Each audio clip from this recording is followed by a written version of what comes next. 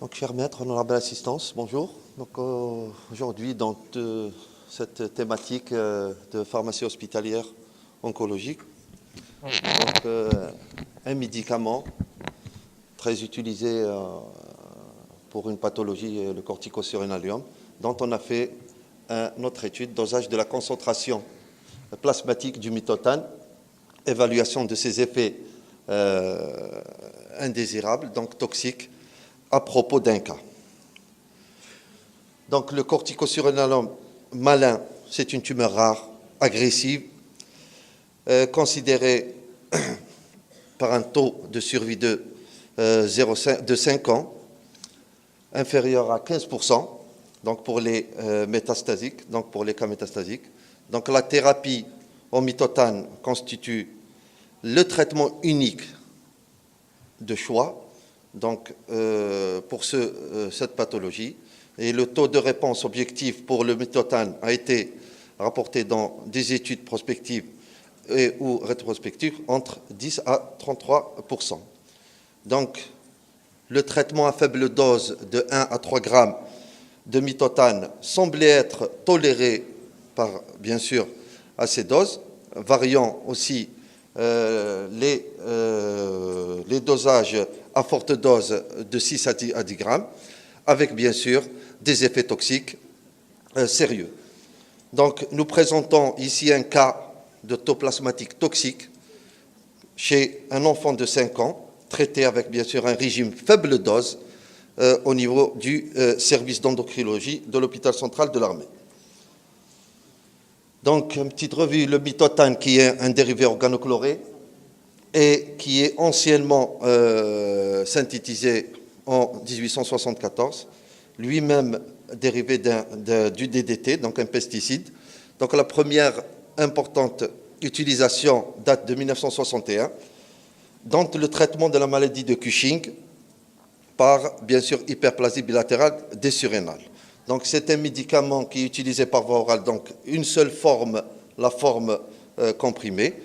C'est un agent cytotoxique surrénalien et le seul traitement qui a une efficacité thérapeutique reconnue dans le traitement des corticosurrénaliums avancés, non résécables, métastatiques ou récidiviants.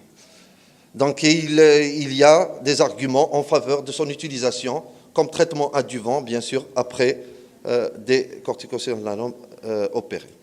Donc son utilisation, elle est un peu particulière.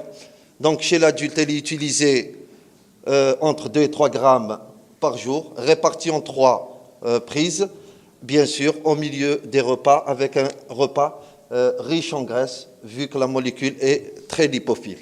Et aussi, cette posologie, elle est nécessaire afin d'atteindre une fourchette thérapeutique, une zone thérapeutique entre 14 et 20, au bout de 2 mois de traitement, afin d'avoir une dose cumulée de 200 grammes. Donc chez l'enfant, c'est, bien sûr, on rapporte ça à la surface corporelle, c'est à peu près les mêmes doses et les mêmes conditions d'administration.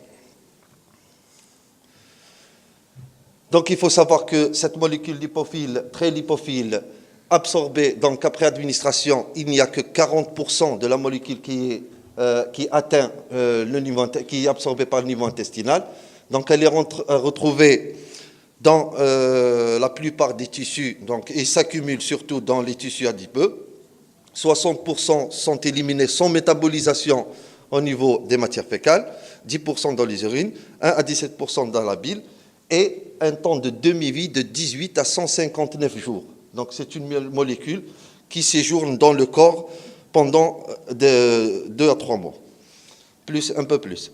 Donc la surveillance des concentrations en mitotane est actuellement recommandée pour cibler et maintenir les niveaux plasmatiques entre 14 et 20 mg par litre.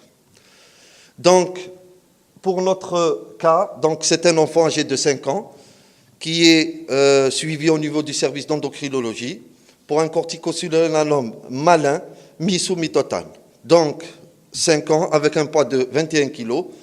Donc, en mars 2017, il a reçu une dose de 1,5 g répartie en 3 prises et progressivement augmentée comme on a dit, pour la posologie, une augmentation progressive afin d'atteindre au moins la limite inférieure d'efficacité, 14 mg par litre. Donc on a fait un prélèvement en résiduel, donc à jeun, donc le taux résiduel, et on a mesuré cette méthotanémie par une méthode HPLC, qui est une méthode spécifique et sensible, avec une limite de détection de 0,1 mg par litre. Donc on s'est inspiré pour faire notre dosage de certains articles, bien sûr, de Journal of Chromatographie. Donc c'est une méthode qu'on a validée au niveau du laboratoire et qui nous permet de faire ce dosage. Donc après, récemment, une nouvelle technique, c'est-à-dire plus facile, plus simple, avec un temps d'analyse c'est-à-dire de 6 minutes. Donc ça nous permet de routiniser, vu que chaque malade en fait plusieurs dosages par mois. Donc pour nos résultats, donc les dosages plasmatiques par chromatographie ont montré, donc une semaine après le début du traitement, des concentrations de 4,59 mg par litre, donc pour une dose de 1,5. Donc progressivement, il y a une augmentation de la dose, de la posologie. Donc un bilan rénal et hépatique est revenu normal. Et après une augmentation au bout d'un mois à 3 grammes par litre, le patient présentait des effets indésirables de toxicité, probablement sont liés aux médicaments. Donc une méthotanémie a été mesurée et est revenue à 41,5 mg par litre. Donc je représente à peu près le traitement et le suivi de ce patient, de cet enfant de 5 ans, donc pendant 10 mois. Et pendant les 10 mois, il n'y a pas de changement de masse corporelle. Donc, le patient a gardé entre 20 et 21 kg. Donc, on voit le premier mois, la concentration était de 4,5. Et rapidement, au bout d'un mois, le patient a commencé à accumuler et les doses plasmatiques de mitotan commençaient à dépasser les limites supérieures de la fourchette thérapeutique. Donc, au bout du premier mois, même pourquoi je dis le traitement des effets toxiques du mitotan à faible dose, c'est-à-dire au bout d'un mois, on n'a même pas atteint la dose cumulée de 200 grammes, elle n'a même pas été atteinte et on a eu bien sûr des dosages toxiques ainsi que des effets indésirables. Donc qu'est-ce qui s'est passé ? Donc les médecins, donc au lieu d'arrêter, ils ont préféré réduire. Donc ils me disent toujours, c'est le seul traitement qu'on a. Je dis, quand on dépasse les 30 mg par litre de mitotanémie, il faut arrêter le traitement. Mais vu que c'est le seul traitement, donc ils ont préféré réduire, mais le patient quand même accumulait, c'est-à-dire l'élimination était très très très lente de ce traitement. Donc comme on voit, au mois de juin, où il y a eu un arrêt vraiment total du traitement. Donc après, dès que les concentrations sont normalisées, c'est-à-dire au-dessus des 14, le traitement a été réadministré discrètement avec des posologies de 0,5 mg par jour, puis un mois après 1, et on remarque toujours que les concentrations sont d'autant, c'est-à-dire progressent et augmentent rapidement. Donc, qu'est-ce qu'on a dit? Alors, le mitotan a été utilisé dans le traitement du corticostéroïdome malin au cours des 50 dernières années, et il est généralement considéré comme un médicament toxique avec un index thérapeutique très étroit, 14 à 20, et son effet thérapeutique dépend de la dose. Donc une augmentation significative de la toxicité neurologique est rapportée lorsque les concentrations plasmatiques de mitotan dépassaient 20 mg par litre. Donc en fait, il a été aussi rapporté que la toxicité du mitotan représente une limite majeure de son utilisation dans les traitements des patients. Et dans notre cas, une concentration toxique de mitotane de 41 mg par litre a été observée.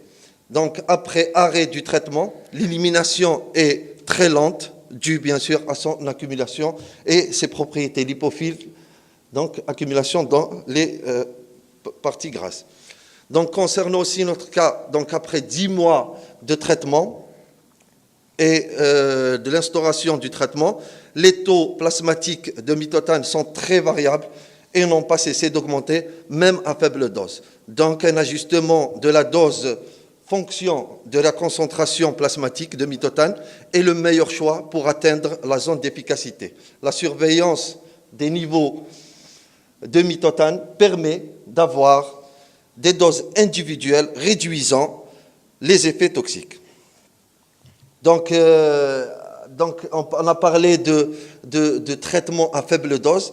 Il y a eu beaucoup d'études, des stratégies de traitement afin de trouver un moyen d'arriver à la dose de 14 mg et de ne pas dépasser les 20. Donc, il y a eu des stratégies de traitement à faible dose, entre 1 et 3 grammes, et aussi, il y a eu d'autres stratégies de traitement à forte dose, comme cette étude d'Esnos, donc, qui ont trouvé une stratégie à dose élevée, définie comme une dose médiane de 6 grammes par jour de mitotane sur 6 semaines, et qui a permis à 27% des patients d'atteindre le niveau thérapeutique de mitotane plasmatique de 14 en un mois et 45% en 3 mois. Donc, la meilleure méthode consiste à mesurer les concentrations plasmatiques pour choisir la dose optimale de mitotane. Donc, c'est le seul prédicteur confirmé de la réponse tumorale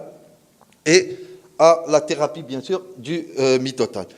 Aussi, il y a un autre article qui parle aussi de l'utilisation du mitotane à forte dose, donc chez des patients pendant les 3 premiers mois, mais reste toujours, il faut que le dosage doit être accompagné par un dosage.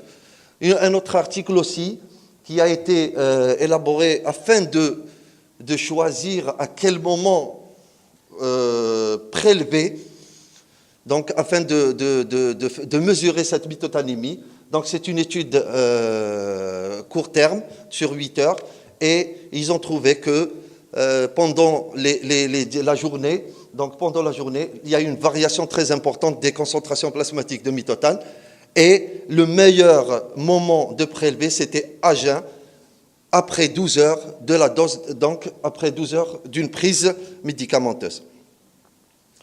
Donc, en conclusion, je termine par dire que le cancer cortico-surrénalien est une tumeur rare de mauvais pronostic, connue pour son agressivité et son fort potentiel métastatique.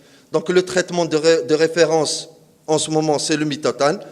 L'adaptation posologique du mitotane chez l'enfant est extrêmement difficile. La zone thérapeutique est atteinte pendant très courte période. Nous avons pu alors constater une grande difficulté de prise en charge thérapeutique impliquant de nombreux changements de posologie au cours du traitement, donc comme on l'a vu tout à l'heure, plusieurs changements de posologie. Les résultats très élevés en mitotanémie, donc supérieurs à 30 mg par litre, ainsi que les effets secondaires observés dans notre cas, imposent une individualisation du traitement.